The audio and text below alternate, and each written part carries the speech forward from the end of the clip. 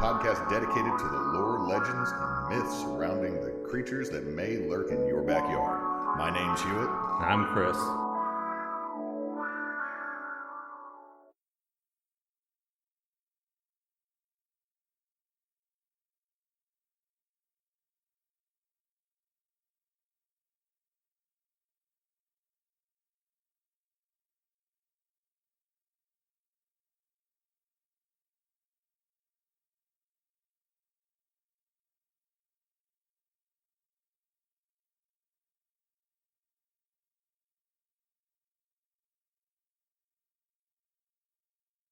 How you doing, man? It has been a long fucking week for me. Wednesday made me feel like I had spent a month, and it literally was Wednesday last week. It's been long. It's been long. I mean, I feel like it's been long for me, but probably not in the same way for you. No, I'm in my internship for getting my degree in administration, and the only administrator until Friday this week at my school was the principal, because the assistant principal went on medical leave. The other assistant principal, who is technically listed as our accountability specialist, went on medical leave. And the dean of students went on medical leave. Lots of medical leave. Well, part of it is one of our assistant principals was over 70. And the district kind of has pushed all people in it that are over the age of like 67 to go on medical leave. They're not fired, because that's ageism. But like about 15 people across the district that were over the age of like 66, 67, all went on medical leave at the same time. Which includes our dean of students as well. So my principal has been the only one on campus when she's not called to go to central office, which means when she's called to go to central office, we literally have nobody. We are a rudderless ship at that point, and it is... you are just out in the ocean, just... And this is the thing that's really bad, is I haven't smoked since I was 19. Right. This week... I have wanted a cigarette so bad, because I'm an intern. I'm going to be introduced as administrative intern next week, as well as teacher. No, the thing about being an intern is you're not paid for the additional stuff you do. Bullshit. Yeah, it is. I might have made some new school policies while doing one of my assignments. Whoops. And I'm like, I have faith in the policy I came up with, but it's also, hey guys, I'm trying to get certified in this and have never done this. Stop asking me how to do this, because y'all are the ones that... It's like, y'all have been here for ages compared to me. I'm 40, and I'm the adultiest adult in the room, and I feel this is incredibly unfair. No, I've literally said that in one meeting, is I am only 40 and I am the most adult person in this room right now, and I do not like that. And for some listeners, being 40 is like... Okay, yeah, for some of y'all, if you are not 40, like if you're under 30, I know 40 seems like ancient. It's not. It's not. I'm 16 years into my profession, which again might sound like a lot for some people. But that's not enough to retire. That's not enough to... Like, once you get well into your 30s, I'm going to say 33, 34, 40 doesn't sound that old, nor does 50 for that matter. I'm going to be honest. When I turned 30 felt different than 40, but 32 since, I have not felt a major difference between years, other than I have more gray in my beard. Right, yeah. But... when you're dealing with people, like when I'm talking to central office, there's people in their 50s. And then when I'm talking to other folks, there's people in their 60s. These are folks that have been career educators, some of them teaching as long as I've been alive. And then all of a sudden they turn and look at me for an idea. And I'm like, the fuck y'all doing? Shit, am I the biggest in the room? Fuck. I wish humans didn't do this. For the general listener, there was a study done back in 2016, 2017. The reason that some people get elected over others is literally they are taller, and people assume taller individuals will make better leaders. We're very stupid, Chris. I'm shitting you not. That because I'm not very smart, and I'm 6'4". Okay, well, stop and think about it. What's one of the only things they said that's good about the current president? He's supposedly 6'3". And then they mentioned Obama was 6'1". And they start talking about all these other leaders that are over. Sometimes short kings are good leaders too. I agree. I don't care about the height. I care about what 100%. It's a dumb thing, but apparently it is something that people will. Isn't there also a thing there's never been a president with a beard in ages? The last president to have facial hair was it Lincoln? I believe was William Taft. Taft. Okay. Taft had a mustache. Teddy had a mustache. McKinley did not. Okay, yeah, right. Grover Cleveland had a mustache, and then you start getting into. I guess I'm thinking of the beard. Maybe there was a Grant had a beard. Arthur had a beard. Garfield had a beard. Harrison had a beard. Lincoln had a beard. Buchanan, Fillmore, Pierce, they didn't. It's there's a while where it's early 1800s. Van Buren had mutton chops, and then we didn't have facial hair. Before that, no facial hair. Afterwards, no facial hair. This is what I'll say about the facial hair thing. Okay, I know it's dumb. It's dumb monkey brain. At this point, I love, in terms of presidents, despite the whole Japanese internment camp thing, which is bad. Yeah. FDR, great president. FDR did establish since FDR, we've had our strong presidency more than a strong Congress. Cause, okay, let's hit a list of some of the worst presidents. 3 presidents that always make that list of usually in the top 10 are Harding, Coolidge, and Hoover. Right. Because they are responsible for the Depression hitting. The current one is up there behind Buchanan and Johnson. Right. Because Johnson got impeached and Buchanan let the country fall apart. But also, did you know this? I believe it is... she mad. It's not Pierce. There was one of our presidents that had a grandchild alive till last year. Really? Hold on. Let me use the handy dandy internet. President John Tyler had a grandchild die just recently, last year or earlier this year. Grandchild, because he had children into his late 60s. His son, the youngest of his children, John Tyler. When was he president? When was John Tyler president? Before he decided to join the Confederacy, you mean? Oh, he's that old. John Tyler. Yeah, I mean, one generic name, but also, who the fuck remembers John Tyler? Really? Not a lot of presidents. John Tyler was the 10th president of the United States. Right. So, he was there from 41 to 45. Okay, so he was 1841 to 1845. So he was just a one-termer? Yeah. A whole lot, between before Lincoln, whole lot of one-term presidents. So that they just got kicked out. Well, some of them didn't run. Some of them died. Some of them decided not to run. Or if you were Fillmore, yeah. So let me make sure I'm saying the right guy because I believe he's the one. Yeah, John Tyler sided with the Confederacy. He is the only U.S. president to have the Confederate flag on his tombstone because he died during the conflict. Not in the war, but he died. So he was just decrepit in the conflict. He was an old dude, man. He had been president 20 years beforehand, and he wasn't young when it happened. And then, he had a grandchild alive until last year. So weird shit about our country that literally 3 generations could span it because he was born just after this country became a country.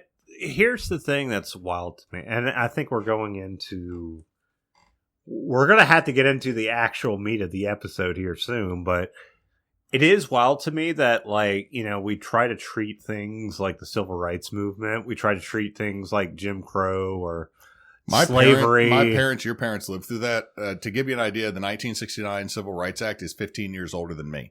Yeah. So someone born that day was a teenager in the 80s playing Pac-Man. There were people when I was born, like, okay, so my great-grandmother, who died when I was alive, came here on a carriage in the early 1900s. My great grandmother was born in 1903. Yeah. So the thing is, it's like when we were born, there were people that were still alive that like probably grew up with Civil War veterans that they could have talked to. Yeah. So now to kind of get us into this, because I do not have a segue for this, because we went all over the place. We did not intend that. Segue. However, Chris, put some background music. Segue.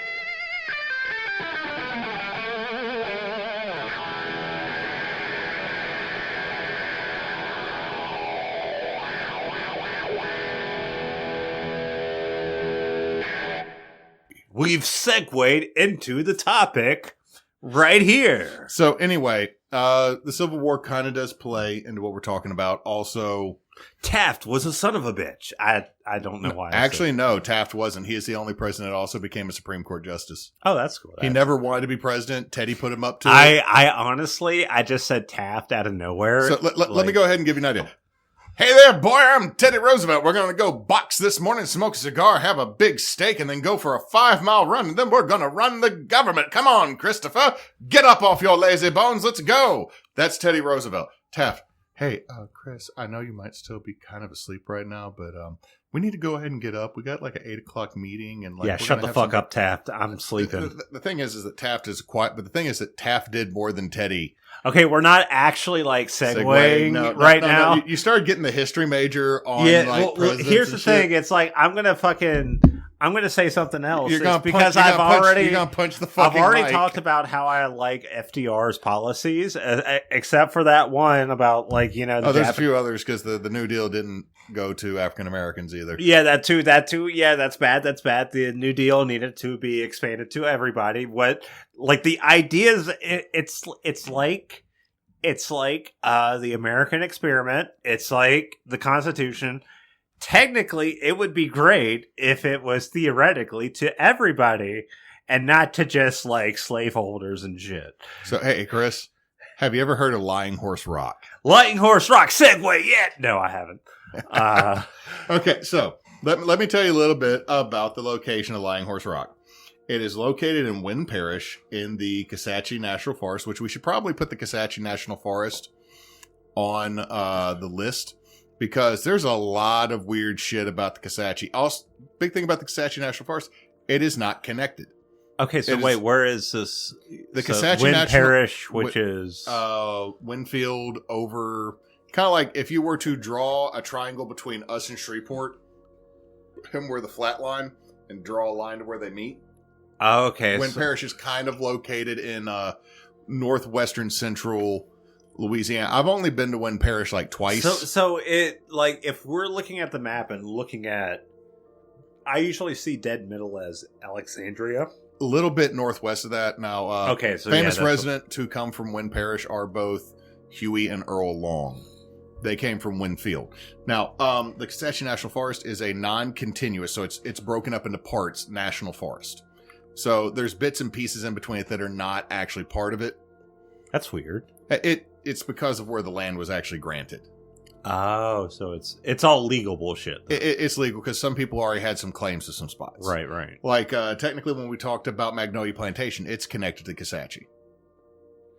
So, the rock that they speak of looks like a horse that is laying on its side. So the rock looks like? The horse looks like a lying horse, either a dead horse or a horse that has lain down. Maybe it's just a sleepy horse rock. Now, apparently it's cursed by voodoo. Okay. I mean, what isn't cursed by voodoo in Louisiana? If you go close to it, you will get cursed and bad stuff will happen to you. This is kind of a jerk move because most people don't know where it is, and so technically there have been hunters cursed by Lying Horse Rock that just went to the deer stand and they were too close. So people are just like, man, I just need to take a rest and drink some water, and they're just on this horse rock. No, it's not even like on the horse rock, you're near it. Like it was like a wizard AoE spell on this one rock and then bounced. And if I was just thinking the horse rock is like an actual like sentient being, and as things get closer, it's like, whoa, bro, you're getting too close, bro. Whoa. Now, the big thing about this is that you could technically get cursed going near it without knowing. So it's kind of bad move. However, most people know this as Lying Horse Rock or the treasure of Lying Horse Rock. I need to tell you what its other name is. And this is the reason why I picked this one. I just the way you said that, like the treasure of Coochie Brake. Coochie Brake. The legend of Coochie Brake. Now, legend of Coochie Brake. And the treasure of Coochie Brake. Now, Coochie Brake is a geological feature. It is 800 acres of area of odd terrain that was formed by geological upheaval. And it's caused to stand out from the surrounding areas by up to 60 feet. I haven't been listening because I've just been hearing Coochie Brake. Now, so continue with this. A lot of rocks drop here, so the coochie is dangerous. It's a dangerous ass coochie in there. It's in Southwest Wind Parish near the township of Atlanta, Louisiana. Silver mining occurred here. That is historical. It's a silver coochie. No. Gold is supposedly located deep within the coochie.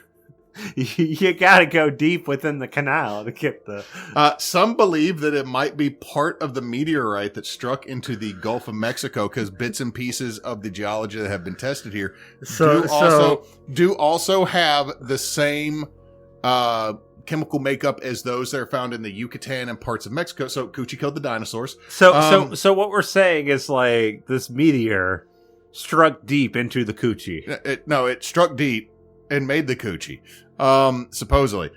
So it has mineral-rich waters. People have often cited health benefits from drinking at the coochie.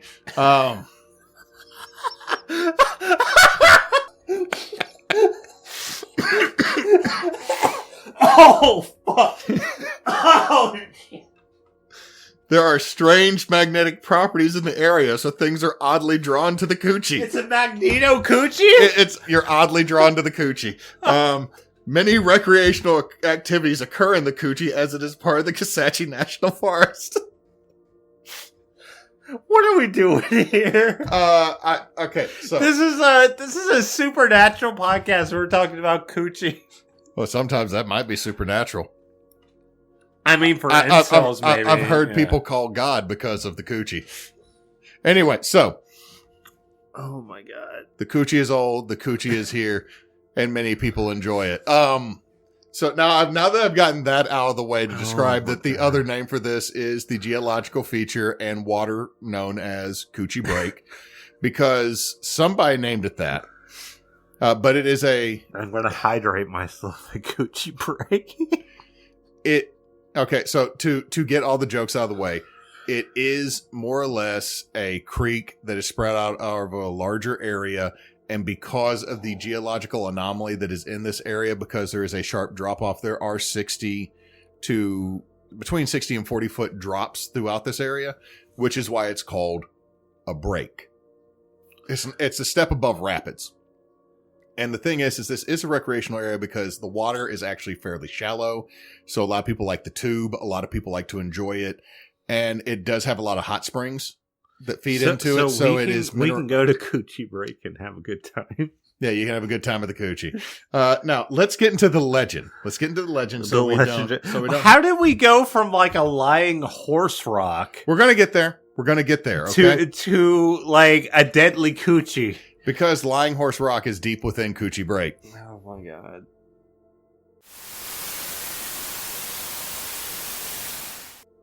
Now, in 1762, France ceded Louisiana to Spain at the end of the 7-Year War, or the French and Indian War, so that England could not get it. Now, Spain built at the foot of this area a fort and named it after the geological feature. So this was Fort Coochie. I shit you not, Chris, there are remains of Fort Coochie in Wynn Parish. Now, this was a holding place for gold and silver mined in East Texas and other spots, including the Brake, that would then be transferred to the area and then follow the El Camino Royale. Hold on, let me make the El Camino Real to Vidalia, and then go down the Mississippi River to New Orleans, and then out to sea. Because it, fuck, I broke him. I just, you keep saying Coochie and Brake, and it's fucking with me. I know. This is the reason, like, when I was doing this, like, I couldn't find a lot at first, and then all of a sudden I found, like, what is another story for Lying Horse Rock? And it was the treasure of Coochie Brake, and I was like, well, I'm in. So, any case, the Spanish would mine gold and silver in East Texas, and it was quicker, instead of taking it down to Galveston or anything, is to go across through Natchitoches to the fort that was in the area, and then continue on the Real all the way to Vidalia, which had a different name at the time, but I'm not going to try to pronounce that, and then go down the Mississippi River to New Orleans, and then would be shipped out. So this was a route to transfer small amounts of money. Now, by that, when I say small amounts of money, if either of us were to find the amount of money that's being transferred, we'd be set for life. But we're also not an entire government. So, so when Louisiana was given back to France in 1800 under Napoleon, news did not travel fast, so the fort was still being used by the Spanish to store money. And in 1803, when Louisiana was purchased by America, that's when the Spanish at the fort finally found out that the area was not still owned by Spain. Like, New Orleans didn't realize it wasn't still under Spanish control for a minute until all of a sudden it was under American control. Right. Like that, because it's a 3-year transfer of information, and Napoleon also did not consider Louisiana a high priority. So the Spanish then blocked up caves that they had used to store money that they could not carry, so the Americans would not find it. It was like, maybe somebody will come back. We don't want the Americans to have it. We're going to wall up some of these storage caves. And the fort eventually was eroded away because it was built on the edge of the Brake. Now, they also supposedly put a curse on it and placed a rock that resembled a lying horse down for them to be able to see it, but also the horse carried the curse, so if anybody got too close to the gold, they would receive the curse and would have something bad happen to them. So, now, this is also connected to later on, in 1880, Colonel H. Jack bought the whole Coochie Brake. He bought the whole Coochie. He got all that Coochie. He got all of it. He got deep in that Coochie. Stop making it weird. Like, we've already had the joke. We need to not make it super weird. He pulled about $900,000 in 1880s money and silver out of the Brake. So we said he got like what, 900,000 late 1800s monies out of this. Yeah. The thing is, the Brake does have residual silver. Like, you could pan silver, you can kind of pan gold, but it's mostly you can pan silver. There's not a rich vein of silver running through Louisiana. Right. So what a lot of people suspected is that he found one or all of the storehouses for the silver in the area, because he pulled that 900,000 out in 3 years. So between 1880 and 1883, he pulled out nearly $1 million 1800s money in silver. This is documented that he actually found that money. That's a lot of fucking money. So that's a little bit of truth possibly to the actual treasure. Now, let me also mention something that is a big one for Wynn Parish, and also has some references over at the DeRitter Hanging Jail, is the West and Kimbrell Gang, also known as the Night Riders, which we could do a lot more on them. If you want to, you can, because I'm already mad at them.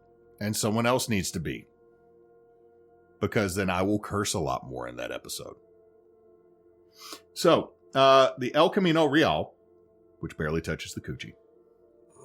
Just the tip cuts into the coochie. I'm not joking.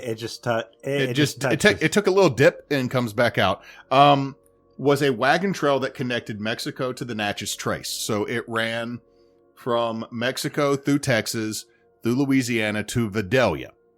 And the Natchez Trace starts in Natchez. So it was a regularly traveled trail all the way through the 1800s. Because even after Spain had left and became part of the United States and Texas became part of the United States, this was a well-traveled trail, which means it had no trees in it and it was easy to follow. But that means if it's easy to follow, it's also easy to raid. And so this is where we get James West and Lawson Kimbrell. Wait, James West? James West and Lawson Kimbrell. Desperado. Wiggity Wow Wow, Artemis Clyde. Yeah. Now, West... We are so fucking old. West was dressed as a preacher and was known as Reverend Devil while he led this gang. Oh, that's cool. It started out as regulators who terrorized free slaves. So the new freemen, they terrorized them, as they do. Right. However, they needed to start making money, so they started robbing travelers along the Real in post-Civil War Louisiana.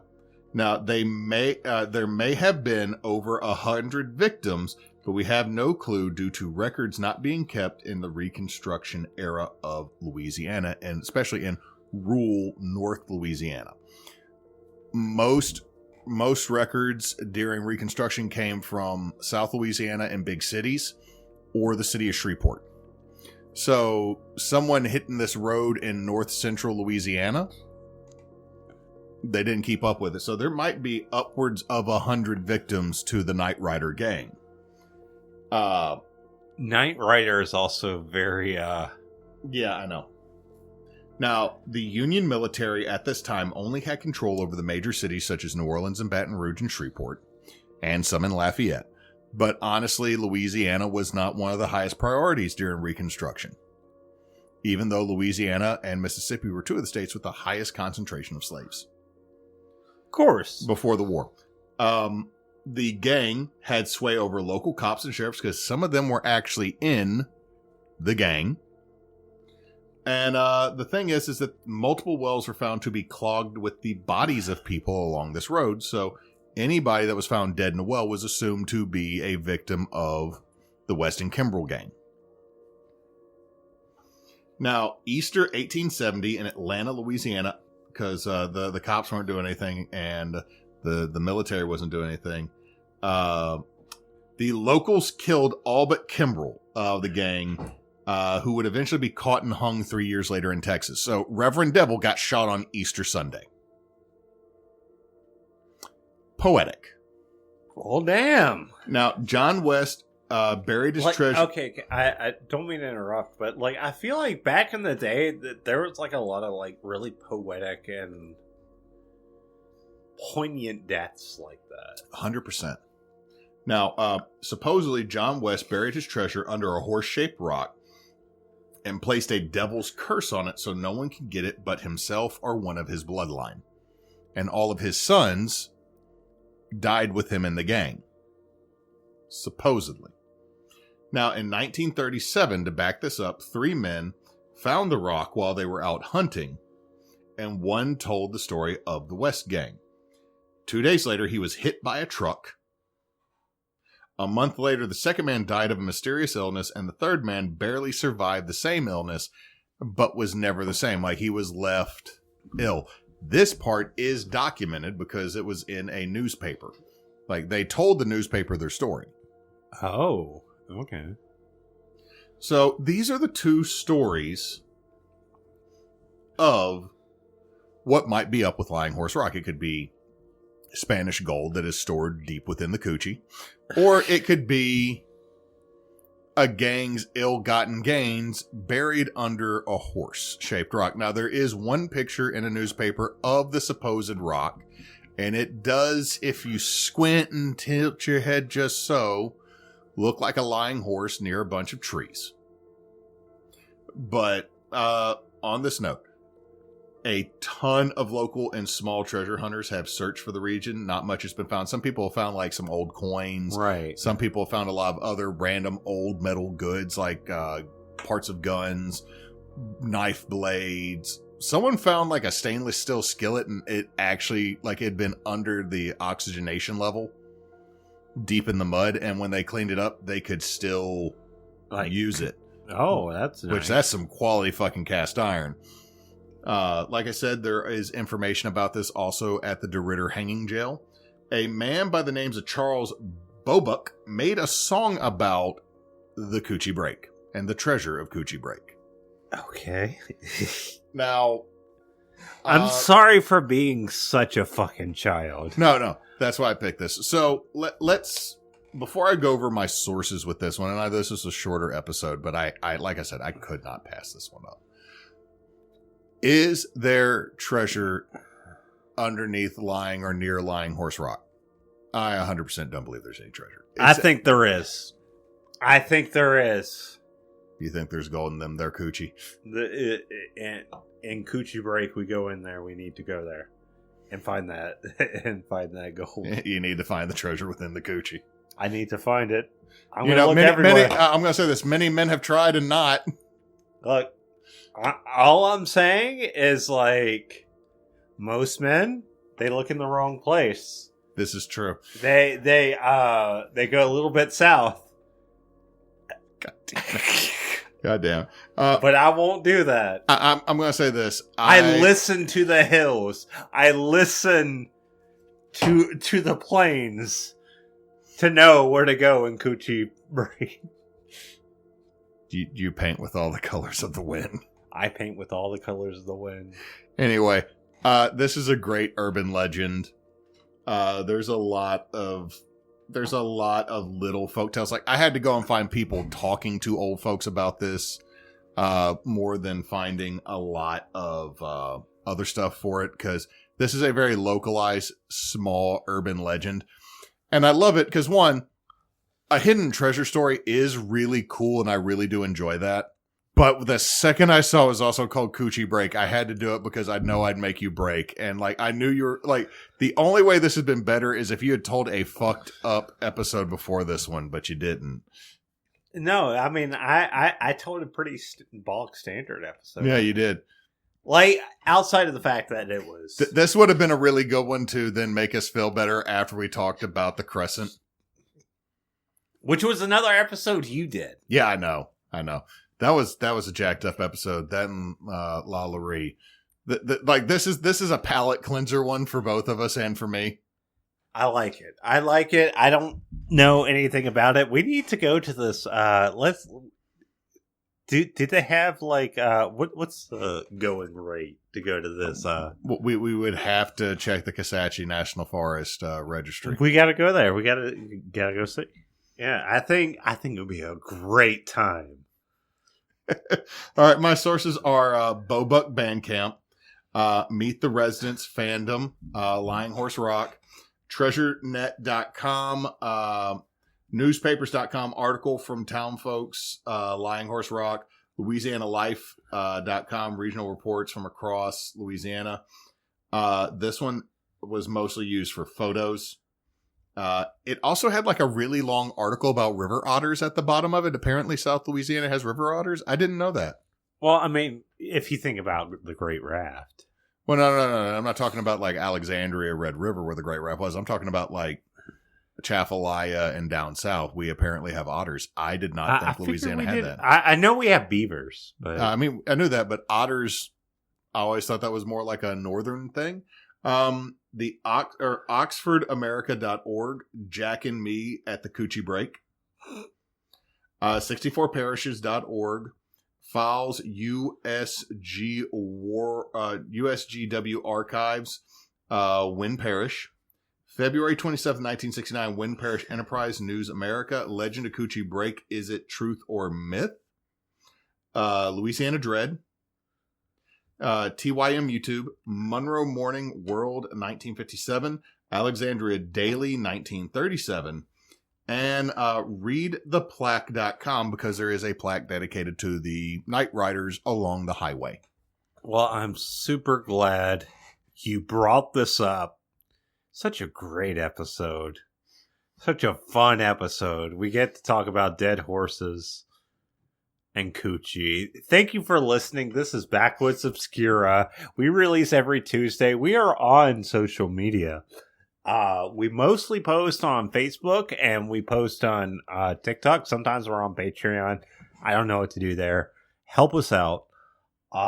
Help us out generally on like the whole social media thing. I might start a Reddit. I don't know what I'm fucking doing. Actually, if you start a Reddit, we can get people to like submit weird stories and we could read them on Patreon.